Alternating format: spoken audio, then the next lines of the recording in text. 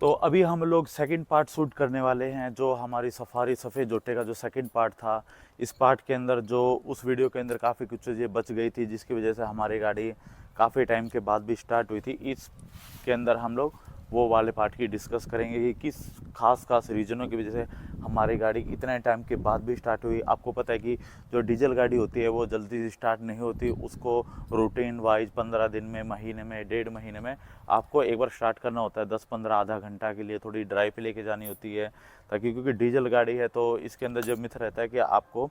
Time to time start करनी रहती है कंपेयर देन पेट्रोल गाड़ी। तो इस वीडियो में हम लोग डिस्कस करेंगे कि हमारी गाड़ी के अंदर क्या क्या मैंने सेफ्टी पैरामीटर्स रखे थे, जिसकी वजह से हमारी गाड़ी एक सेल्फ के अंदर ही स्टार्ट हुई। तो आइए वीडियो की तरफ। सबसे पहला जो एक सबसे बड़ा रीज़न है वो इस गाड़ी का है बैटरी को डिस्कनेक्ट करना। जब भी आपको ये लगता है कि आप 6 महीने, साल के लिए या फिर 3 महीने के लिए भी आप कहीं बाहर जा रहे हो आप,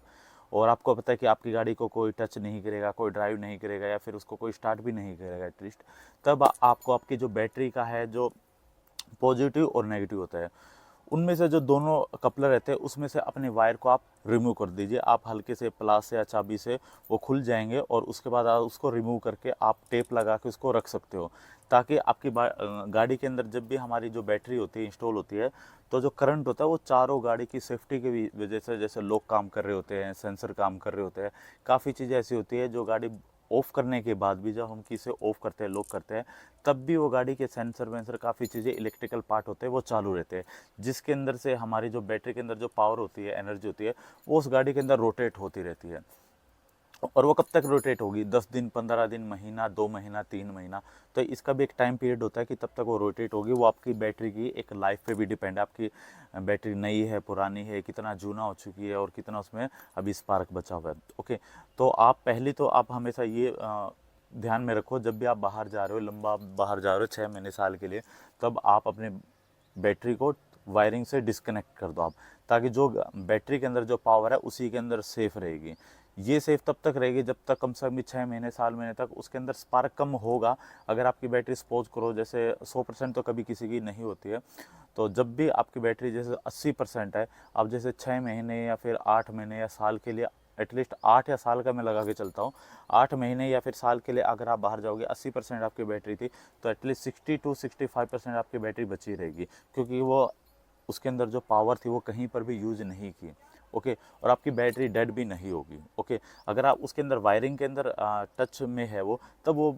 यूज होती रहेगी। अगर आपने 80 छोड़ी हुई है, तो शायद मेरे को ऐसा लगता है जैसे इस गाड़ी की कंडीशन को देख के, बैटरी की कंडीशन को देख के, अगर वो 70 थी तो इसके अंदर वो 30 या फिर 25 ही बचती, 25% ही बचती, और उसके अंदर हमारी गाड़ी स्टार्ट नहीं होती। गाड़ी की बैटरी अलग होती है, जो हमारे घर के अंदर जो बैटरी होती है वो अलग होती है। गाड़ी की बैटरी का जो काम रहता है वो एक बार में, जैसे हम लोग सेल्फ देते हैं, वो पूरी एक बार में पूरी जान लगा देती है उस मोटर को रोटेट करने के लिए, क्योंकि इसका बहुत बड़ा इंजन है, कैंटर वाला इंजन इसका। ओके, पहले ये इंजन कैंटर में भी आता था, आप कभी भी आप चेक करोगे आप, 2.5 कोर का जो इंजन है, ओके, कैंटर का और इसका इंजन ऑलमोस्ट सेम ही है। तो जो आपका जो सेल्फ को गरारी होती है, वो इसके जो इंजन को घुमाते हैं, उसको बहुत ज़्यादा ताकत की ज़रूरत लगती है। तो उसके लिए बैटरी की पूरी पावर उसको लगानी होती है, जिसकी वजह से सेल्फ घूम पाए और आपका इंजन रोटेट हो पाए, और फिर उसके बाद कंप्रेशन बनता है इंजन के अंदर, उसके बाद गाड़ी स्टार्ट हो जाती है। और वो तब होगी जब गाड़ी के अंदर की बैटरी के अंदर इतनी पावर होगी कि वो सेल्फ को अच्छे ढंग से घुमा पाए। आपने कभी नोटिस किया होगा, जब गाड़ी स्टार्ट होती है, और जैसे कोई हमने यहाँ पर लैंप जला रखा है, कोई भी लाइट जला रखी है, जब गाड़ी स्टार्ट होती है ना, तो हल्का डिम हो जाता है, ब्लिंक करने लग जाता है, क्योंकि उस टाइम गाड़ी की सबसे ज़्यादा पावर सेल्फ में लगी होती है। ओके, या आपने कभी भी सुना भी होगा, जब भी आप गाड़ी को स्टार्ट करते हो आप, उस टाइम आपको एसी बंद कर देना चाहिए, एसी के फ़ैन वैन ये चीज़ें बंद कर देनी चाहिए, क्योंकि एसी के जो कंप्रेसर होता है, जो मोटर होती है, वो भी काफ़ी लाइट यूज कर रही होती है, तो उसकी वजह से आपकी परफॉर्मेंस अच्छी नहीं होती, जिसकी वजह से सेल्फ हल्का हो जाता है। तो इसलिए मोस्टली बोला जाता है, जब भी हम गाड़ी को स्टार्ट करते हैं वो टाइम एसी को ऑफ़ कर देना चाहिए, हेडलाइट को ऑफ़ कर देना चाहिए, क्योंकि उस टाइम गाड़ी की एक मेन पावर सेल्फ को चाहिए होती है। सबसे बड़ा तो मेरा एक रीज़न ये था। बात जो हमारी गाड़ी का सेकंड जो रीज़न है, जो हमारी गाड़ी स्टार्ट हुई थी, वो स्टार्ट तब हुई थी जब भी मैंने ये गाड़ी खड़ी की थी। मुझको पता था अभी ये लॉन्ग टाइम तक चलने वाली नहीं है, तो उस टाइम मैंने गाड़ी हर एक चीज़ प्रॉपर ढंग से चेक करके, हर एक चीज़ जैसे तेल, पानी, कूलेंट वगैरह,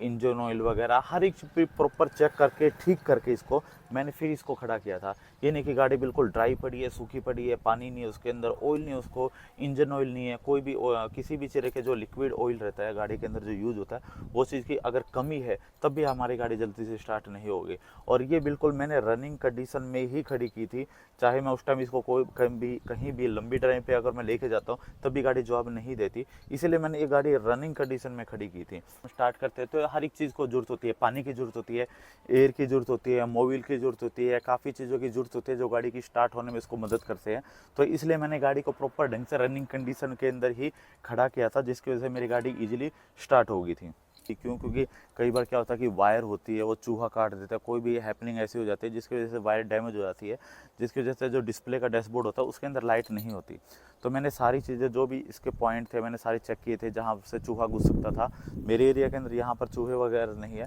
लेकिन कई बार क्या होता है कि गाड़ी के अंदर चूहा वगैरह कुछ ऐसी चीज़ होती है अंदर जाके वायरिंग को काट देते हैं, जिसकी वजह से डिस्प्ले में लाइट नहीं आती। तो जब मेरे डिस्प्ले के अंदर सारी लाइट आई थी, इंजन लाइट आती थी, काफ़ी चीज़ों के लाइट होते हैं, जैसे बैटरी की करंट को लेकर लाइट होती है, तो लाइट प्रॉपर थी। फिर उसके बाद मैंने इंजन के अंदर चेक किया था, मैंने मोबिल चेक किया था इसके अंदर, मैंने इसके अंदर पानी एक्चुअली थोड़ा कम था, जो टाटा की जितनी भी गाड़ी है वो पानी खाएंगी ही खाएंगे। ओके, तो मैंने इसका पानी चेक किया था, पानी थोड़ा सा कम था, मैंने इसमें उसी टाइम मैंने कूलेंट तो नहीं डाला था, फिर मैंने उसके अंदर थोड़ा हल्का मैंने पानी डाल दिया था। ओके, और फिर जब मैंने स्टार्ट किया था तो एक बार में ही इसको मैंने सेल्फ नहीं दिया, पहले चाबी को ऑन किया, डिस्प्ले में लाइट आई, फिर 30 सेकंड तक रखा, फिर उसके बाद लाइट मैंने चाबी को कट किया, फिर दोबारा किया। मैंने इसे 2-3 बार किया कि कई बार क्या रहता है कि इंजन को प्रॉपर ढंग से लाइट नहीं मिलती है। ओके, और जैसे ये गाड़ी लॉक इंजन लॉक सिस्टम है, जब तक इसका इंजन अनलॉक नहीं होगा तब तक गाड़ी स्टार्ट नहीं होगी। ये खासियत की बात है, जब तक गाड़ी का इंजन लॉक रहेगा तब आप कितनी भी कोशिश कर लो तब तक गाड़ी कई बार क्या होता है कि अनलॉक हो जाती है।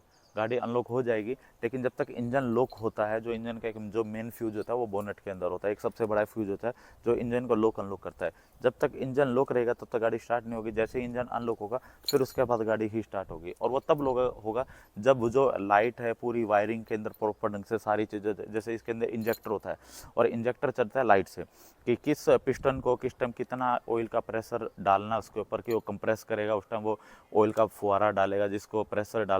कंप्रेस करेगा, फिर उसके अंदर फिर उसके बाद वो ब्लास्ट होगा, फिर उसके बाद पिस्टन ऊपर नीचे चालू होंगे। तो ये सारी चीज़ें जो इलेक्ट्रिकल पार्ट है ना वो तभी होंगे जब उसको प्रॉपर ढंग से लाइट मिलेगी। ओके, और फिर उसके बाद मैंने उस वीडियो के अंदर नहीं दिखाया मैंने, जो इसका जो एक ऑयल का एक बलून होता है, जो डीजल का इसका बलून होता है, गाड़ी खड़ी कर रहता है तो ऑयल इसका कम हो जाता है इंजेक्टरों के अंदर। तो मैंने क्या किया था कि वो टाइम उसमें मैंने वीडियो के अंदर नहीं दिखा पाया, क्योंकि वो वीडियो मैंने शॉर्ट ही बनाई थी, ज़्यादा लंबी नहीं बनाई थी। जब मैंने बोनट उठा के इसका जो ऑयल का बलून था डीजल का, वो मैंने हल्का सा प्रेस कर दिया था ताकि इंजेक्टरों तक प्रॉपर ढंग से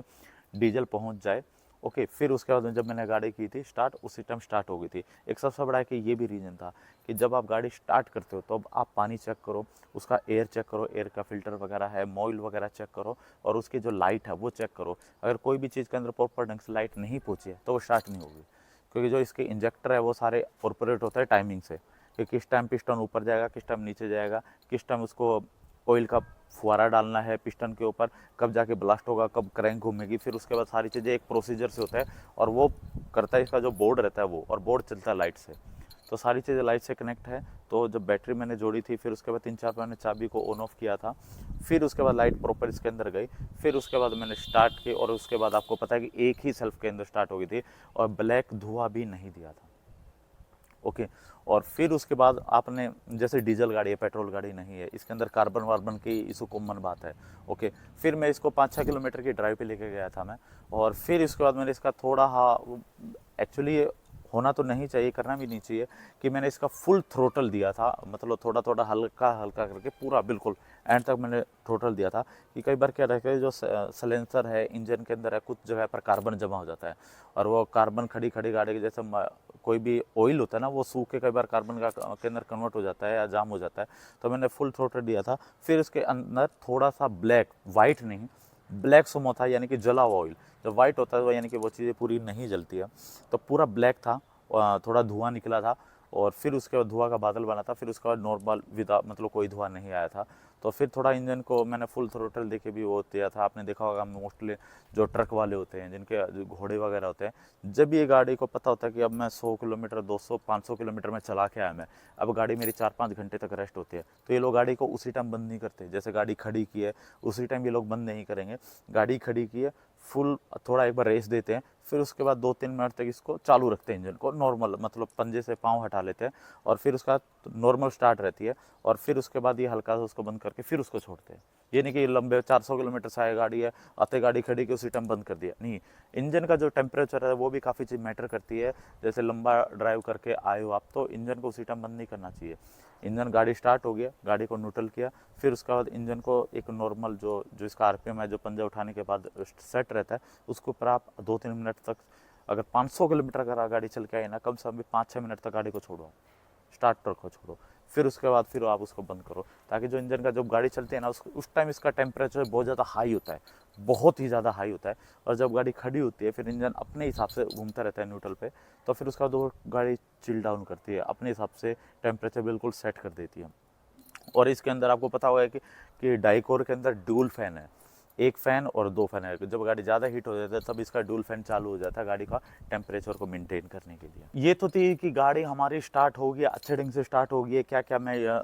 प्रिकॉशन लेके चला था जिसकी वजह से हमारी गाड़ी स्टार्ट हुई है। अभी मैं बताता हूँ कि मेरा नुकसान क्या हुआ।